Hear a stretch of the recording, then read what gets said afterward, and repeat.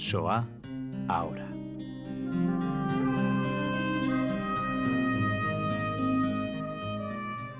Muchos de ustedes conocen ya a Ricardo López-Gottig. Hola, Ricardo. Hola, Raquel, ¿cómo estás? Encantados de hablar contigo. Felicidades por este libro que hoy presentamos a nuestros oyentes, Origen, mitos e influencias del antisemitismo en el mundo. Ya saben que nuestro habitual colaborador, Ricardo López-Gottig, es historiador.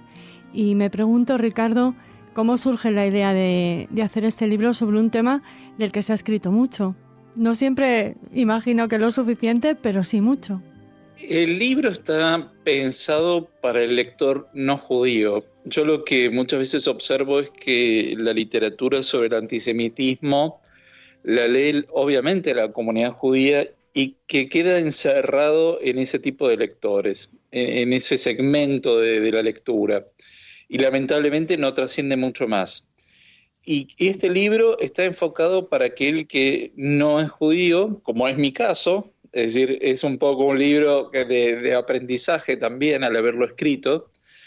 Es un libro introductorio, por eso es breve, son apenas poco más de 100 páginas, y que lo que busca es tratar lo sustancial de cada una de las etapas o formas del antisemitismo.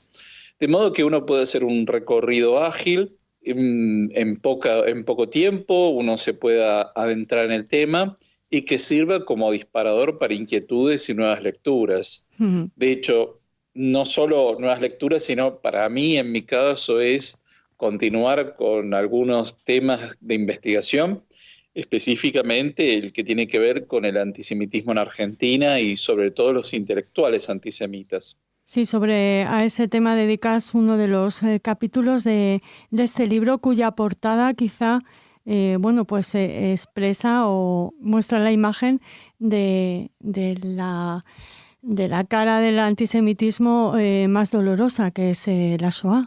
Sí, e inevitablemente uno tiene que referirse a la Shoah. Este libro, en realidad es el resultado de un programa sobre lucha contra el antisemitismo que desarrollamos en la Fundación Cadal en el año 2014. Consistía en un seminario para un público amplio, una serie de conferencias en universidades argentinas, en algunos artículos periodísticos, notas en radios y un seguimiento de las expresiones antisemitas en los foros en Internet. Creo que cualquier lector ve que cuando sale cualquier noticia sobre el Estado de Israel, por ejemplo, en los foros de lectores aparece una enorme cantidad de expresiones antisemitas. Entonces, en el 2014 hicimos este programa dedicado a la lucha contra el antisemitismo y una serie de documentos. Esos documentos son los distintos capítulos que constituyen el libro. Luego agregamos un capítulo dedicado justamente a la Shoah y que la idea es que acceda a la mayor cantidad de público posible. Por eso se puede bajar gratuitamente en PDF desde el sitio de Cadal o desde otros sitios web, e incluso cuenta también con el apoyo económico de la Fundación Konrad Adenauer en Argentina. Uh-huh.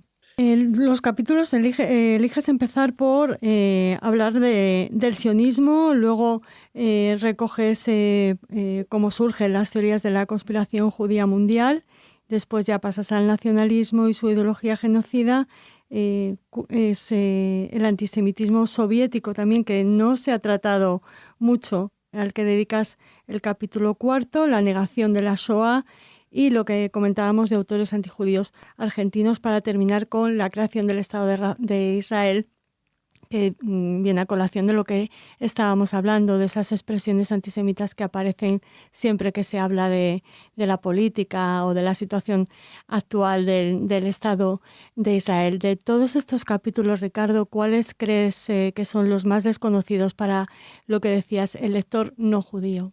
Uno que creo que asombra mucho y que me han venido preguntando bastante sobre el antisemitismo soviético. Sí. Ese es un tema que en general no ha sido muy tratado en forma sistemática y que no tiene que ver solo con la personalidad de Stalin, porque muchas veces atribuimos decisiones o medidas totalitarias solamente a Stalin y a su carácter de un personaje absolutamente paranoico y un psicópata, al igual que Hitler. Eran dos psicópatas contemporáneos con una enorme masa de poder ilimitada en sus respectivas manos. Pero no tiene que ver solo con él, sino que yo lo que busco demostrar es que era algo sistémico a la Unión Soviética. De hecho, el antisemitismo se prolonga durante varios decenios tras la muerte de Stalin. E incluso es un poco anterior al estalinismo.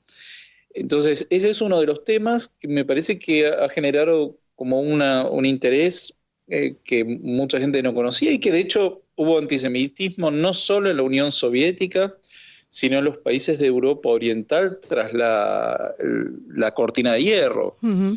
Inmediatamente, los años fines de los 40, principios de los 50, hubo una serie de procesos judiciales contra miembros de los respectivos partidos comunistas en Checoslovaquia, en Polonia, y una de las acusaciones era ser agente sionista y ser cosmopolita. Y cosmopolita se convirtió en el eufemismo para referirse a los judíos en la Unión Soviética, y sobre todo a partir de los años 60 con la Guerra de los 6 días. Ahí se produce claramente la ruptura de toda la izquierda europea con el Estado de Israel, y comienza la etapa de la demonización del sionismo como tal. Por eso yo me remonto, cuando comienza el libro, al judaísmo en la modernidad. Apenas me refiero a la Edad Media o la Antigüedad, sino al judaísmo en la modernidad, para entender qué tipos de antisemitismo tenemos hoy. Y de ahí que el otro capítulo que ha despertado mucho interés, y es en el que yo sigo trabajando con muchísima documentación, que lamentablemente no ha sido muy tenida en cuenta por mis colegas de la historia, es el de los autores judíos, antijudíos argentinos. Es decir, se ha trabajado mucho en el pogrom de la Semana Trágica en 1919 en Buenos Aires. Se ha trabajado mucho con respecto a lo que eran las ligas fascistas y las dictaduras militares, lo que ocurrió en el antisemitismo, pero no en cuanto a las raíces intelectuales de ese antisemitismo, lo que tiene que ver sobre todo con el nacionalismo católico.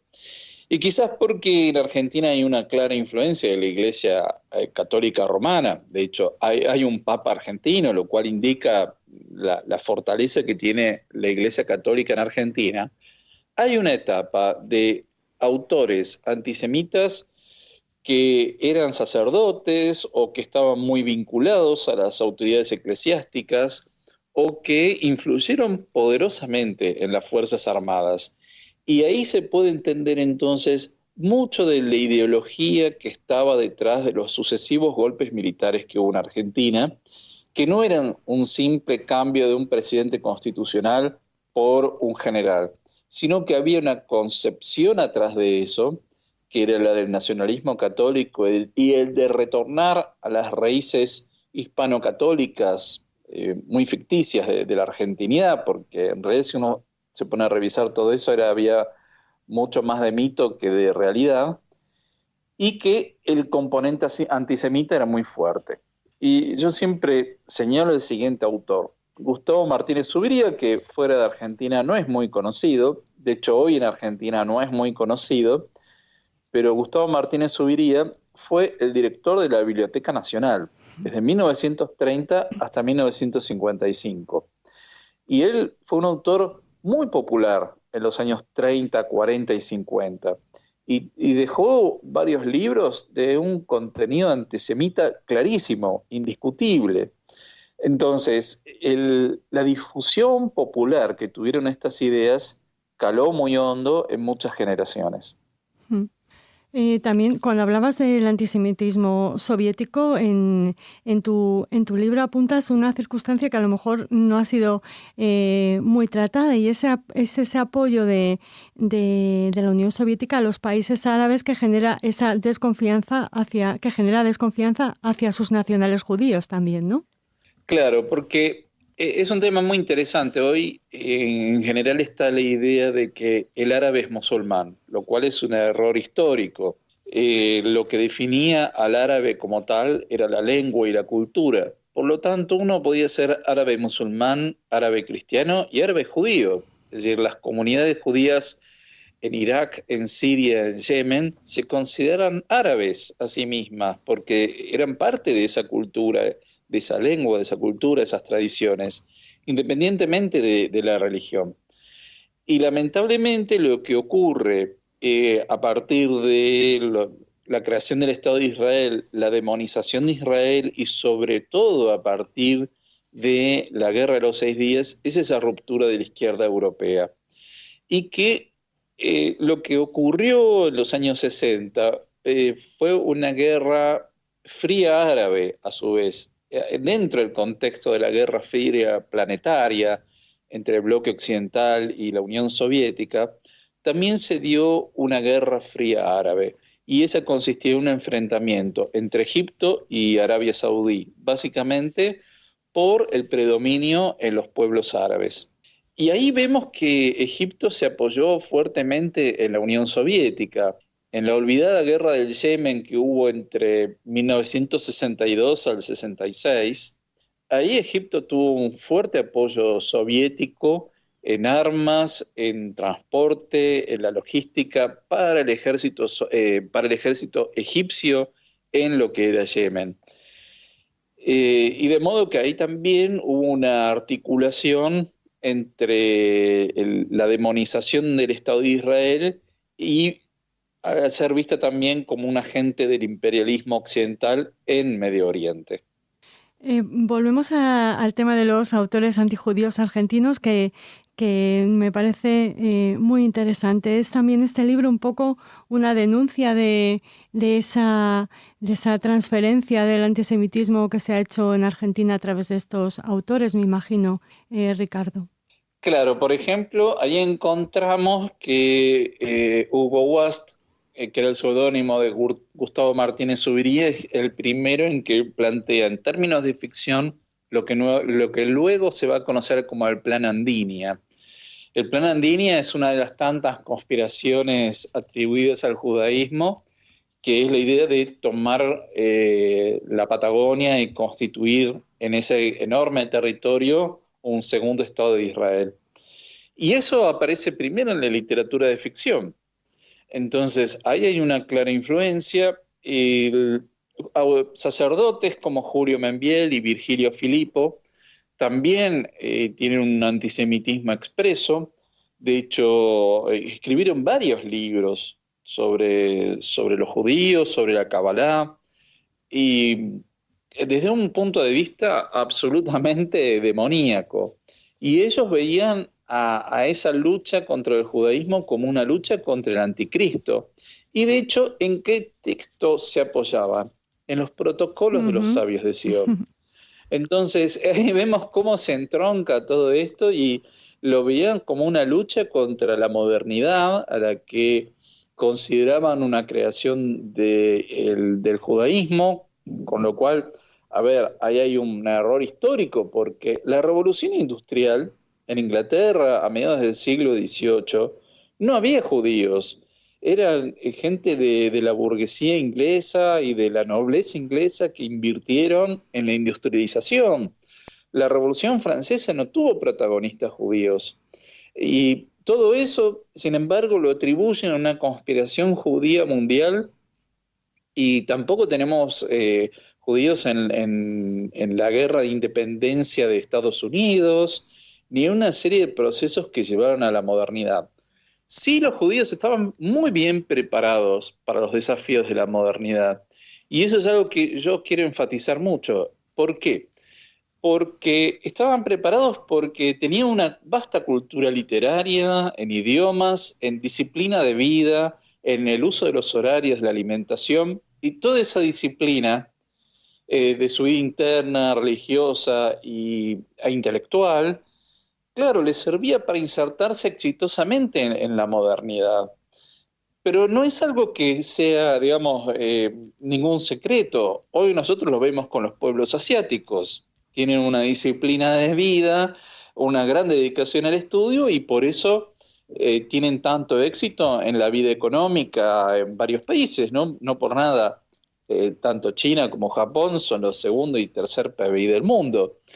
Entonces no hay ningún secreto en eso. Y sin embargo, los resultados de la modernidad se le atribuyen a los judíos cuando en realidad fueron beneficiarios sin haberlo buscado. Es decir, fue una consecuencia no buscada de la modernidad la posibilidad de que los judíos ascendieran socialmente en Europa. Ricardo, antes, cuando al comienzo de la entrevista definías este origen, mitos e influencias del antisemitismo en el mundo como un libro de aprendizaje, y se nota tu esfuerzo en que sea un material pedagógico por la cantidad de referencias bibliográficas que aportas en cada capítulo. Sí, trato en lo posible de siempre mantenerme actualizado. Claramente hay una enorme producción bibliográfica continuamente, pero mi objetivo es que al ser un libro breve, o sea, no asusta a quien no tiene la costumbre de leer, voy directamente al grano y planteo lo que yo creo que es sustancial de cada etapa, ¿no? Por eso también es de distribución gratuita y se puede bajar en PDF en el sitio web de Cadal. Y insistiendo en ese carácter pedagógico y de aprendizaje del libro, muchos de nuestros oyentes se preguntarán qué ha podido aprender un historiador experimentado como tú al escribir este libro. Bueno, este es un libro que a mí me atraviesa desde varios lugares. No es más, yo no provengo de una familia judía, pero que sí, mis padres le deben mucho a una... Perdón que me emociona, sí, te ¿no? emocionas. Pero tiene que ver con eso. Le debe mucho desde sus inicios a una familia judía que los ayudó. Entonces, en mi familia nunca hubo antisemitismo. Entonces yo siempre viví el antisemitismo como algo que nunca pude entender, ¿no? Y bueno, las circunstancias de la vida me fueron llevando cada vez más al mundo judío, a acercarme más. Y de hecho yo mis estudios de doctorado los hice en la República Checa. Y ahí es una geografía donde se atraviesa lo eslavo, lo alemán y lo judío. Praga era una de las grandes ciudades del judaísmo europeo, ¿no? Entonces, desde varios lugares es un libro que a mí me resulta fundamental y claro que he aprendido muchísimo porque tuve que sistematizar mis conocimientos, ¿no? Las lecturas y demás, y yo siento que hay varios temas que voy a seguir profundizando porque encuentro que despierta el interés de muchos lectores sobre cuestiones que no han sido suficientemente tratadas. La Shoah, lo que significó la Alemania nazi y demás, hay abundante bibliografía, pero sobre otros aspectos quizás no lo suficiente y que demuestran que hay distintas formas de antisemitismo. Y lamentablemente hoy el antisemitismo no es abierto en sentido como era en la Alemania nazi, que era de una honestidad brutal. Hoy el antisemitismo se esconde tras formas muy sutiles y perversas, como es el antisionismo. Y eso es un tema muy grave, porque hay muchas personas que dicen yo no soy antisemita, soy antisionista. Y nos encontramos con que el Estado de Israel es el único que permanentemente es cuestionado en su legitimidad, porque nos encontramos con países como Francia o China o Rusia o Estados Unidos. Podemos estar de acuerdo o no con sus políticas internas y externas, pero eso no significa cuestionar su derecho a la existencia. Y sin embargo vemos que en forma sistemática se cuestiona el derecho a la existencia del Estado de Israel, haga lo que haga. Y eso no lo encontramos en otros países. Entonces, ahí claramente, ¿qué es lo que se cuestiona? Que el Estado de Israel es el único Estado de carácter judío que existe y por eso se lo demoniza permanentemente. Pues contra esa demonización ha nacido también este libro, Origen, mitos e influencias del antisemitismo en el mundo. Te agradecemos muchísimo, Ricardo, que le hayas escrito desde el rigor y también desde la emoción. Hasta muy pronto. Muchísimas gracias, Raquel.